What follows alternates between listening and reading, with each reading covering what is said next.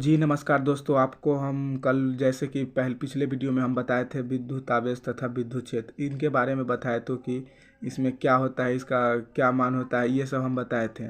जिसका पूरा वीडियो तो हम कल नहीं बता पाए थे, लेकिन आज हम फिर से उन्हीं का दूसरा पार्ट लेके आए। उसमें थोड़ा सा बच गया था तो उन्हीं का दूसरा पार्ट लेके, अभी बचा तो है बहुत, लेकिन थोड़ा थोड़ा करके बनाते हैं, आपको समझाने की कोशिश करते हैं। थोड़ा ही समझ में, देखिए थोड़ा ही बताने में ना, थोड़ा अगर आदमी पढ़ेगा, उसी को बहुत मन लगा के पढ़ेगा, बार बार पढ़ेगा, तो वही ज़्यादा समझ में आता है। तो इसलिए हम थोड़ा थोड़ा पार्ट बनाते हैं। तो इसका दूसरा पार्ट लेके आए हैं, उसी का है विद्युत आवेश तथा विद्युत क्षेत्र का है, उसी का गुण है, जिसमें है आवेश का संरक्षण नियम। जो आवेश का संरक्षण नियम जो है विद्युत आवेश तथा विद्युत क्षेत्र का ही, विद्युत आवेश का ही गुण है। तो उसमें अब अभी आपको बताएंगे। उससे पहले आप अगर नोट कर रहे होंगे कॉपी कलम पे तो और अच्छी बात है।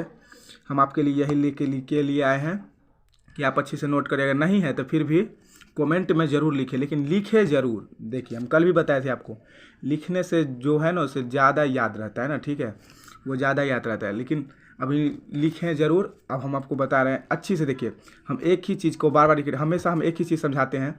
कोई भी चीज़ को आप बार बार, ये वीडियो को बार बार करिए, जब नहीं समझ में आता बार बार देखिए, तो देखिए ज़रूर देखिए। चलिए आगे बढ़ते स्टार्ट करते हैं। क्या कर रहा है क्वेश्चन, आवेश का संरक्षण नियम। तो आपको समझाएंगे, आप ध्यान लगा के सुनिएगा। अगर हेडफोन होगा तो हेडफोन जरूर यूज कीजिएगा। बोल रहा है आवेश को नहीं नष्ट किया जा सकता है। समझिएगा, मेरी बात को समझिएगा। आवेश को नहीं नष्ट किया जा सकता है और ना ही उत्पन्न किया जा सकता है। समझ रहे बात को, क्या करें। आवेश को ना ही नष्ट किया जा सकता है, ना ही उत्पन्न किया जा सकता है, बस एक स्थान से दूसरे स्थान पर परिवर्तन किया जा सकता है। मतलब समझ रहे हैं, आवेश जो है उसका संरक्षण नियम को, आवेश को ना ही नष्ट किया जा सकता है और ना ही उत्पन्न किया जा सकता है, बस एक स्थान से दूसरे स्थान पर परिवर्तन किया जा सकता है, उसे ही आवेश का संरक्षण नियम कहते हैं। हम एक ही चीज़ को बार बार बोलेंगे और आपको, मेरा काम है एक चीज़ को बार बार समझाना और एक ही चीज़ को आपको बार बार समझना, यही काम है। फिर से हम बोलते, देखिए कोई भी चीज़ आपको बोरिंग लग रहा हो, जानते हैं हमको भी बोरिंग लगता था, लेकिन कोई भी चीज़ में अगर मेहनत ना कीजिएगा, मेहनत के सिवाय कुछ नहीं है दुनिया में। आपको एक चीज़ में, आवेश को नहीं नष्ट किया जा सकता है और ना ही उत्पन्न किया जा सकता है, बस एक स्थान से दूसरे स्थान पर परिवर्तन किया जा सकता है, इसे ही आवेश का संरक्षण नियम कहता है। आप समझ गए होंगे। इसको हम टाइम दे रहे हैं आपके लिए, इसको फिर से अच्छा से नोट कीजिए और अच्छी से समझिए, ठीक है। चलिए आगे बढ़ते। दूसरे नियम है, इधर दूसरे नियम में क्या बोल रहा है, आवेश का योज्यता नियम। इधर आपको दिख ही रहा होगा, आवेश का योज्यता नियम बोल रहा है, ठीक है। तो आपको इधर अच्छी से समझाएंगे। देखिए कोई भी चीज़ को छोड़ना नहीं, हर एक चीज़ को नोट करना है। क्या बोल रहा है, आवेश का योज्यता नियम, इस कैसे है ये योज्यता नियम, क्या है यह भी बताएंगे आपको। तो देखिए क्या कर रहा है, आवेश का योज्यता नियम, तो देख लीजिए, ठीक से देखिएगा। इसमें बोल रहा है किसी भी निकाय में उपस्थित कुल आवेश। देखिए कोई भी चीज़ को हम बोलेंगे तो आप गौर लगा के सुनिएगा और आप अच्छी से लिखिएगा। देखिए किसी भी निकाय में उपस्थित कुल आवेश उस निकाय में उपस्थित भिन्न भिन्न आवेश के योग के बराबर होता है। मतलब समझ रहे हैं, किसी भी निकाय में उपस्थित कुल आवेश उस निकाय में उपस्थित भिन्न भिन्न योग के बराबर होता है, उसी को आवेश का योज्यता नियम कहते हैं। समझ रहे हैं ना। हम अभी आवेश का योज्यता नियम आपको बताया, लेकिन फिर से आप देखिए, कोई भी चीज़ को ना बोर मत होइए, वह बोर ही को अपना ना इंटरेस्टिंग बना लीजिए। कोई भी चीज़ को हम जानते हैं, सबको होता है कोई भी चीज़ को देखने से बुरा, लेकिन बोरिंग क्या है भाई, मेहनत है, यह सब चीज़ मेहनत है। देखिए फिर से समझाते, उसके बारे में समझाएंगे कि कैसे होता है आवेश का योज्यता नियम। योज्यता नियम का मतलब समझाएंगे। देखिए किसी भी निकाय में उपस्थित कुल आवेश उस निकाय में उपस्थित भिन्न भिन्न आवेश के योग के बराबर होता है, उसे आवेश का योज्यता नियम कहते हैं। मतलब समझ रहे हैं ना। जैसे में एग्जाम्पल में हम बताते हैं, इधर देखिए मान लीजिए -Q1 है, +Q2 है, -Q3 है, +Q4 है, +Q5 है। देखिए ये कैसे भी रहे, जिधरो रहे, इधर ऊपर नीचे कैसे भी रहे, योज्यता नियम भिन्न भिन्न, हम बोले क्या आवेश के, देखिए बोले क्या भिन्न भिन्न योग के बराबर होना, ठीक है। तो उसको देखिए -Q लिख दिया है, +Q2 लिख दिया, -Q3, मतलब योग के बराबर लिख दिए। देखिए योग के बराबर लिखा हुआ है यहाँ पर, इसी को कहेंगे हम आवेश का योज्यता नियम। मतलब समझ रहे हैं ना। जैसे में कैसे भी ये बराबर, योग के बराबर होना चाहिए, अगर योग के बराबर आ गया तो उसे आवेश का योज्यता नियम कहेंगे, ठीक है। चलिए आगे बढ़ते हैं। यहाँ पर थोड़ा सा दिक्कत हो गया था ना, काट दिए, गड़बड़ा गया था। आप देखिए बताएंगे आवेश पर वेग का प्रभाव। देखिए इसको पहले बंद करते हैं।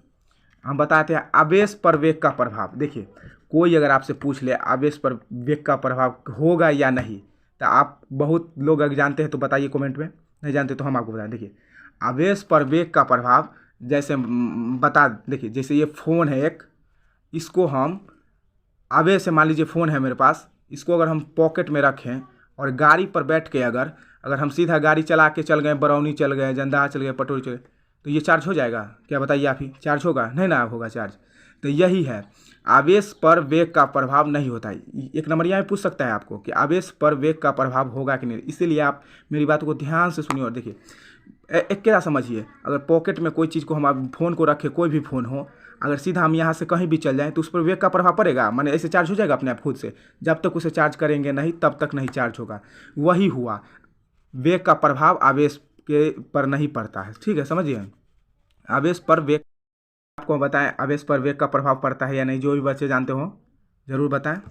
हम आपको बताएं, कोई भी चीज़ को अगर जेब में लेके अगर जैसे फ़ोन हुआ तो उसको घूमेंगे, अगर कहीं भी जाएंगे, कैसनो जगह रहे, महंगा जगह रहे, जगह से मतलब नहीं, आवेश यहाँ पर वेग है। आवेश पर वेग का कहीं भी पूछ ले अगर आवेश पर वेग का प्रभाव पड़ेगा या नहीं, तो आप लिखिएगा नहीं। ठीक है, अब आते हैं कूलम का नियम।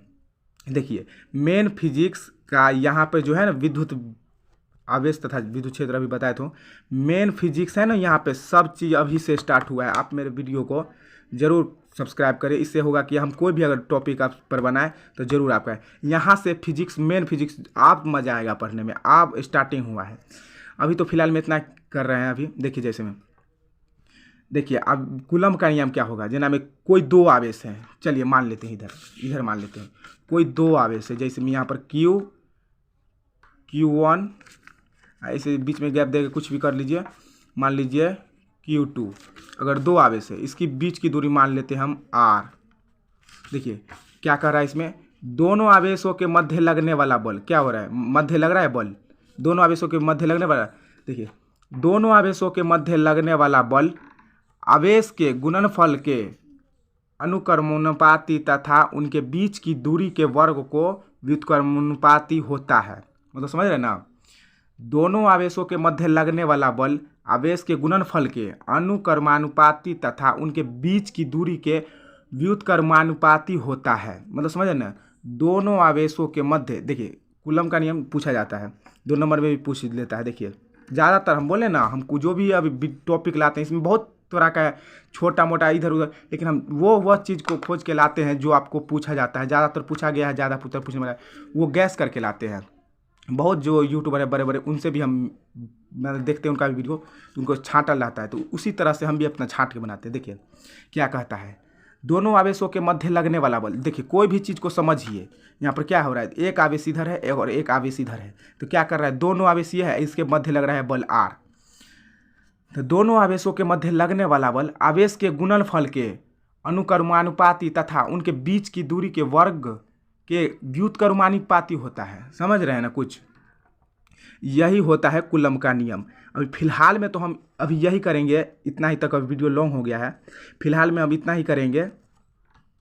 अगर आपको देख लीजिए, फिर से देख लीजिए, आप पूरे चीज़ को रोक के नोट कीजिए, आप अच्छे से समझ लीजिए, बार बार देखिए कि वीडियो को, उससे कोई दिक्कत नहीं है, बार बार आपको देखिएगा तो आप ही का ज्ञान बढ़ेगा।